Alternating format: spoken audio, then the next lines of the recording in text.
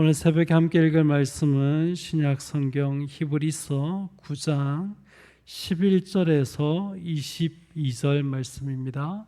신약 성경 362페이지입니다. 신약 성경 362페이지 히브리서 9장 11절부터 22절 말씀 한 절씩 교독하시겠습니다. 그리스도께서는 장래 좋은 일에 대제사장으로 오사 손으로 짓지 아니한 것 곧 이 창조에 속하지 아니한 더 크고 온전한 장막으로 말미암아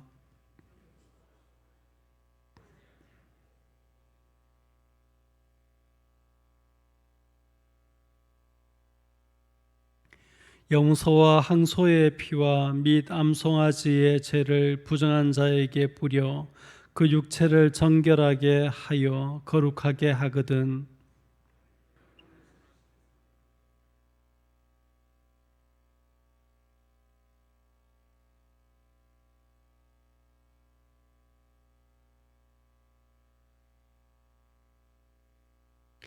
이로 말미암아 그는 새 언약의 중보자시니 이는 첫 언약 때에 범한 죄에서 속량하려고 죽으사 부르심을 입은 자로 하여금 영원한 기업의 약속을 얻게 하려 하심이라. 유언은 그 사람이 죽은 후에야 유효한즉 유언한 자가 살아있는 동안에는 효력이 없느니라. 모세가 율법대로 모든 계명을 온 백성에게 말한 후에 송아지와 염소의 피 및 물과 붉은 양털과 우슬초를 취하여 그 두루마리와 온 백성에게 뿌리며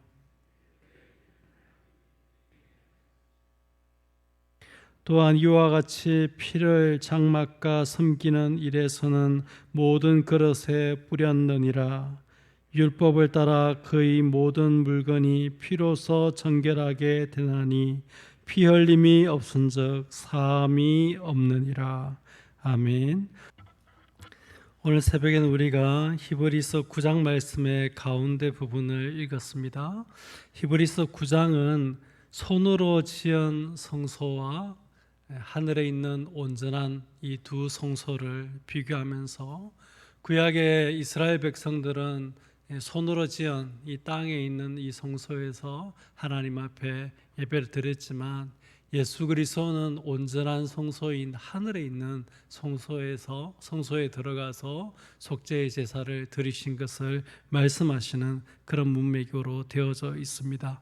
특별히 이 구약의 이스라엘 백성이 지었던 그 성전 또 그 성막이 이 성소와 지성소로 이렇게 나뉘어져 있고 성소와 지성소 사이에는 휘장이 이렇게 가려져 있고 1년에 한 번 대제사장이 제물을 가지고 지성소에 들어가게 되어진 그 예법을 설명하면서 이 땅에 있는 이 성막, 이 성전의 이 구조가 말해주는 것이 무엇이냐 하면은 아직 진짜 성소에 들어가는 길이 열리지 않았던 것을 말해주는 것이다. 9장 8절에 있는 내용이죠. 성령이 이로써 보이신 것은 첫 장막이 서 있을 동안에는 성소에 들어가는 길이 아직 나타나지 아니한 것이다. 이렇게 말하면서 구약은 그랬는데 이제 예수 그리스도 우리의 대제사장 되신 예수 그리스도께서 이제 참 성소에 들어가서 우리를 위해서 속죄 제사를 드리신 것을 말씀하는 그런 문맥으로 이루어져 있습니다. 오늘 우리가 읽은 이 부분은 크게 두 부분으로 나누어 볼 수 있는데 첫 번째는 11절에서 15절로 대제사장이신 예수 그리스도의 탁월성에 대해서 이야기하는데 특별히 그가 드리는 제사의 측면에서 그리스도가 어떻게 탁월하신지를 말하고 있습니다. 11절, 12절을 먼저 보면 그리스도께서 드리는 제사의 특징이 있는데 첫 번째 제사의 장소는 손으로 짓지 아니한 곧 이 창조에 속하지 아니한 더 크고 온전한 그 성소에 들어가서 예배를 드리고 있다. 장소가 탁월하다는 거죠. 두 번째는 제사의 제물에 있어서 탁월하신데 옛 언약에서는 염소와 송아지의 피로 제사했지만은 예수님께서는 자기의 피로 제물 삼아서 하나님 앞에 제사를 드리셨다. 12절에 그렇게 이야기합니다. 세 번째, 제사의 이 횟수의 측면에 있어서는 구약에는 매년 그 제사를 반복해서 드렸지만은 우리의 대제사장 되신 예수 그리스도는 단번에 성소에 들어가서 단 한 번의 제사로서 온전한 속죄를 이루셨음을 이야기를 합니다. 네 번째, 제사의 효력의 측면에 있어서는 영원한 속죄를 이루셨다는 것. 구약의 언약 아래에서는 매년 속죄의 제사를 드려서 그 효력이 1년을 가지를 않았지만은 예수 그리스도의 그 제사의 특징은 영원한 속죄를 이루시는 그런 제사의 효력이 있다. 그렇게 이야기하면서 그리스도께서 드리는 그 제사가 제사의 장소에 있었어도, 제사의 제물에 있었어도, 제사의 횟수에 있었어도, 그 제사의 효력에 있어서도 탁월하신 것을 먼저 이야기하고 나서 13절, 15절에 가서는 그리스도께서 드리신 제사가 가지고 있는 그 강력한 효력, 특별히 제물된 예수 그리스도의 피의 효력에 대해서 다시 한 번 더 강조해서 말합니다. 앞에 제사의 특징에 대해서 이야기할 때도 영원한 속죄를 이루시는 그런 강력한 효력에 대해서 이야기를 했다면, 여기에 와서는 다시 반복해서 그것을 이야기하면서 특별히 그리스도의 피에 초점을 두면서 그 그리스도의 피가 얼마나 강력한 효력을 나타내는지를 이야기를 하는데 네 가지를 이야기합니다. 첫 번째는 영원한 속죄에 대해서 이야기합니다. 12절에 오직 자기 피로 영원한 속죄를 이루사라는 표현이 있고, 15절에도 첫 언약 때의 범한 죄에서 속량하시려고 그분께서 죽으셨다, 그런 이야기를 하면서 그리스도의 피는 우리에게 영원한 속죄의 효력을 가져오는 것을 이야기합니다. 두 번째, 세 번째는 13절과 14절에 기록되어져 있는데, 그리스도의 피는 우리의 양심을 깨끗하게 하고 또 우리로 하여금 살아계신 하나님을 섬길 수 있도록 만드는 그런 강력한 효력이 있다, 그렇게 이야기합니다. 네 번째는 영원한 기업의 약속을 우리로 하여금 얻게 하는 그런 효력이 있다라고 15절에 이야기합니다. 네 가지를 다시 한 번 더 이야기하면, 영원한 속죄의 효력, 우리의 양심을 깨끗하게 하는 효력, 살아계신 하나님을 섬기도록 만드는 효력, 영원한 기업의 약속을 얻도록 하는 그런 효력이 있다라고 이렇게 이야기하면서 예수 그리스도께서 드리신 그 제사가 이렇게 탁월한 그런 속죄의 제사였다라는 것을 이야기를 합니다. 오늘 이 본문의 두 번째 파트는 16절에서 22절로 왜 그리스도께서 피 흘리시는 것이 필요하고 왜 그리스도께서 죽는 것이 필요한가에 관한 그런 것입니다. 우리가 읽을 때는 별로 중요하게 생각되어지지 않을지 모르지만은 유대인들은 그리스도가 오시면 그분은 왕으로 오셔서 이스라엘 나라를 회복시킬 것을, 다윗의 왕조를 회복시킬 것을 그들은 늘 기대하고 있었습니다. 지금 로마의 압제 가운데 지배를 받고 있는 그런 형국이고, 로마 제국 아래에서 겨우 자치를 보장받고 있는 그런 형편 가운데 있지만, 그리스도께서 오시면 그가 왕으로 오셔서 이 나라를 독립시키고 다윗의 왕조를 회복시키고 다윗의 나라를 회복시킬 것이다, 그런 기대를 가지고 있었는데, 그리스도로 오셨다는 예수 그리스도께서 이 땅에 오셔서 십자가에 달려 돌아가시고 말았습니다. 왜 그리스도가 죽어야 했는가? 왜 그리스도가 피 흘리셔야 했는가에 대한 그 이유를 밝히는데 두 가지 컨셉을 이야기하죠. 하나는 유언은 그 사람이 죽은 후에야 유효하다 하는 사실을 한 가지 이야기하고, 다른 한 가지는 언약이라는 것은 피 흘림을 통해서 세워지게 되어진다라고 그렇게 말함으로써 예수 그리스도께서 새 언약을 세우기 위해서 그가 피 흘리셔야 됐고 그가 죽으셔야 됐다. 그가 그렇게 피 흘려 죽으심으로 말미암아 그가 남기신 유언과 같은 그분의 약속, 그것은 효력을 발휘하게 되어진다. 그렇게 이야기하면서 그리스도께서 왜 죽으셔야 했는지에 대해서 유대인들에게, 히브리인들에게 답변을 주는 그런 내용으로 구성되어져 있습니다. 오늘 새벽에 이 본문 말씀을 통해서 크게 우리의 삶에 적용하고 실천할 교훈 두 가지를 생각하고 기도의 자리로 나아가고자 합니다. 첫 번째는 예수님께서 우리의 죄를 속죄해 주시고 죄인된 우리를 속량해 주시며 영원한 하나님의 나라를 기업으로 얻게 해주시는 분이라는 것에 대해서 우리가 분명한 믿음을 가지고 신앙생활을 해야 하겠다 하는 것입니다. 여기 12절에 오직 자기의 피로 영원한 속죄를 이루셨다라고 이야기를 하고 있고, 또 15절에 첫 언약 때에 범한 죄에서 속량하시려고 그분이 죽으셨다, 그렇게 이야기하고 있습니다. 사랑하는 성도 여러분, 예수 그리스도의 그 피 흘리심, 예수 그리스도의 그 피 흘림을 통한 그 속죄의 제사는 우리에게 죄의 속죄, 죄인된 우리의 속량함, 우리에게 하나님의 나라가 기업으로 주어지는 약속인 것을 여러분 꼭 깨닫고 예수 그리스도를 믿는 그 분명한 믿음 가운데 신앙생활할 수 있는 저와 여러분 될 수 있기를 바랍니다. 내 죄가 과연 사하여질 수 있을까? 용서받을 수 있을까? 죄인된 내가 과연 속량함을 얻을 수 있을까? 내가 하나님의 나라에 들어갈 수 있을까? 하는 그런 확신이 흔들릴 때마다 여러분, 우리를 위하여 속죄의 제사를 드리신 예수 그리스도, 그분의 십자가를 바라보면서 그분이 십자가에 달려 돌아가신 것을 볼 때에 내 죄가 분명 용서받을 수 있고, 죄인된 내가 분명 속량함을 얻을 수 있고, 죄인된 내가 하나님의 나라에 분명히 들어갈 수 있다 하는 그런 확신을 가지고 신앙생활할 수 있는 우리 대한교회 성도님들 다 되시기를 바랍니다. 우리가 교회 다니는 가장 중요한 이유가 무엇입니까? 바로 이 죄의 용서함을 얻는 것 아닙니까? 죄인된 우리가 속량함을 얻고 하나님의 나라에 들어가는 것 아닙니까?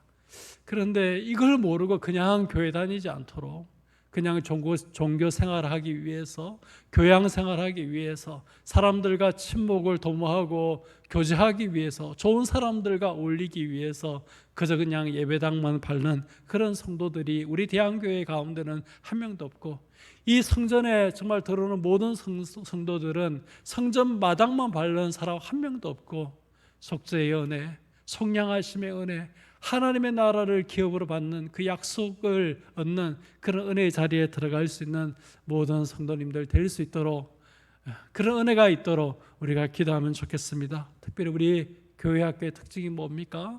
믿지 않는 가정에서 오는 아이들이 참 많은 게 우리 교회 학교의 특징 아닙니까? 이 코로나 때문에 그런 아이들이 지금 많이 나오고 있지 못한데, 여러분 그런 아이들이 다시 나올 수 있도록 기도로 도와주시고, 그렇게 나오는 모든 아이들이 바로 이 은혜 가운데 들어갈 수 있도록 기도로 도와주시는 그런 새벽이 되면 참 좋겠습니다. 인자가 온 것은 섬김을 받으려 함이 아니라 도리어 섬기려 하고 자기 목숨을 많은 사람의 대속물로 주려 함이라. 예수님이 내가 온 목적이 이것이다, 내가 온 목적은 내 목숨을 많은 사람의 대속물로 주기 위해서 왔다, 그렇게 말씀하시는데, 이 예수님의 은혜를 몰라가지고 그냥 우리 주일학교 아이들이 간식 받으러 재미로 친구 따라서 그렇게 오면 너무 안타깝잖아요. 또 우리 어른들도 그냥 문화로, 그냥 종교 생활로 그냥 예배당 온다면 너무 불행하지 않습니까? 우리 대한교회의 이 주일학교부터 모든 작년에 이르기까지 한 명도 성전 마당만 밟는 사람 없고, 바로 이 속죄의 은혜, 속량하심의 은혜, 하나님의 나라를 기업으로 얻는 은혜의 자리에 들어갈 수 있기를 예수님의 이름으로 축복드립니다. 두 번째, 우리가 이 본문 말씀에서 꼭 받아야 할 교훈이 있다면, 그리스도의 피가 우리를 위해서 흘려졌고 그리스도의 피의 효력이 우리에게 미치고 있고, 그리스도의 피가 오늘도 우리를 위하여 역사하고 있음을 꼭 믿어야 하겠습니다. 여러분 14절 말씀을 한번 같이 읽어보시겠습니다. 14절 시작.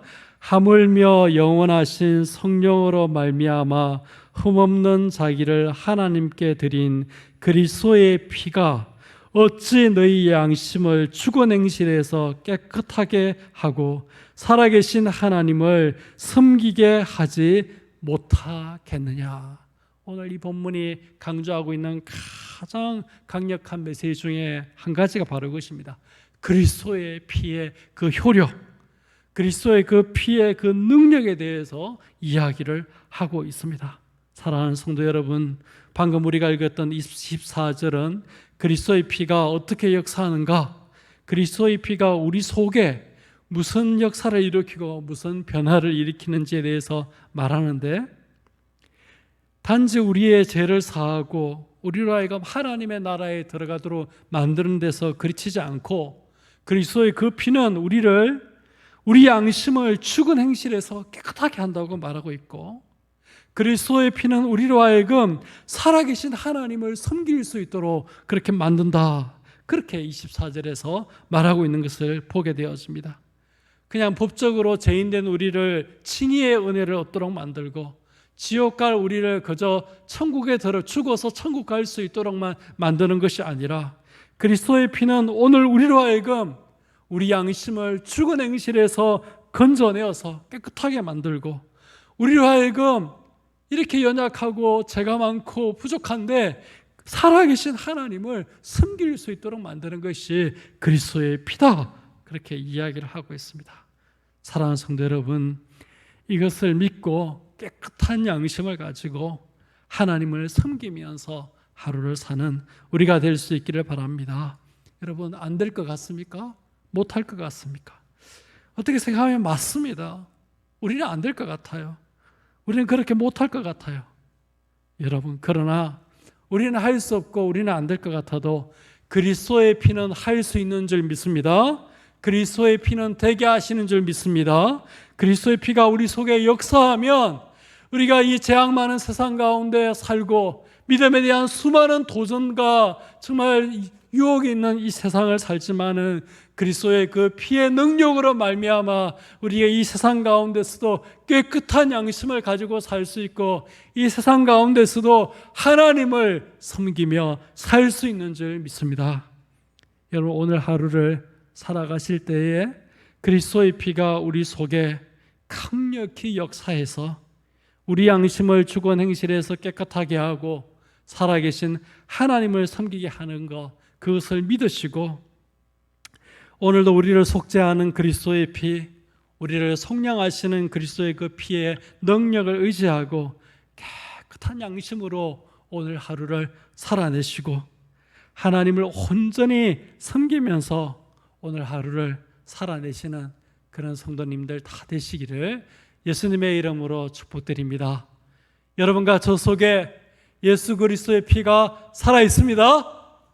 오늘도 예수 그리스도의 피의 능력이 우리 속에 역사합니다.